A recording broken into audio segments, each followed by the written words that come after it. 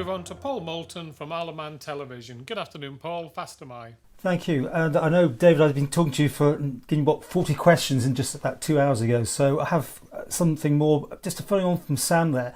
What's the maximum amount of vaccinations can you do in a week? I see, according to the dashboard, if I'm reading this right, there's over 17,000 vaccines ready to rumble at the moment. Well, again, we have to be cautious around that figure. Again, the stock that's held actually is a snapshot in time. So that snapshot was taken after a large delivery was received into the island. We also have to take into account that includes all the people who were already booked to have their vaccination this week, or for those that wanted a vaccination further out. And it also takes into account those that need second doses delivering this week or next week as well. In terms of the stock we hold a buffer to ensure that if there's any weather disruption or in fact any delivery disruption, because the delivery schedules are not guaranteed and they can be bumpy on occasions, we have a buffer normally of between 5, 6, 7 days worth of vaccine. So what that means is we know we've got the vaccine, so we don't have to keep stopping and starting. If we used everything that we had, say, tomorrow, we'd then stop because we wouldn't have any more vaccine to deliver. So we always keep a buffer to make sure we can keep the programme continuously rolling.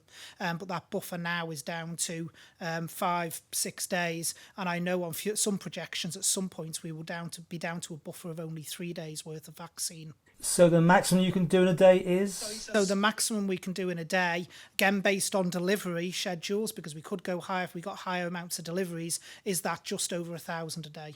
So if you've got more deliveries, you could go up to what? I mean, I'm trying to find out what the maximum potential is. Well, we could staff up accordingly. We would still need to keep a buffer to ensure we could honour appointments that were already booked, but we could throw more resource at it quite easily, and we could bring in those who are qualified, who are volunteers as well. So there is not a maximum as such. Our maximum is basically the ability to get the vaccine into the island and have those delivery schedules.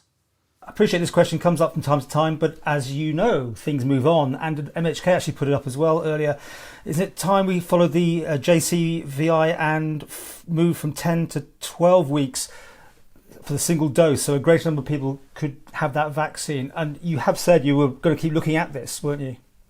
Yeah, at the moment we are going for the 10 weeks. That may well change in relation to supply. So for instance, if there's pressures of supply further on, we have that buffer because we know we can deliver it up to 12 weeks, the second dose. And in order to keep the programme rolling, we will bring in the 12 weeks if necessary. But at the moment we're keeping it at 10 weeks, but we can, if the delivery schedules are disrupted, move to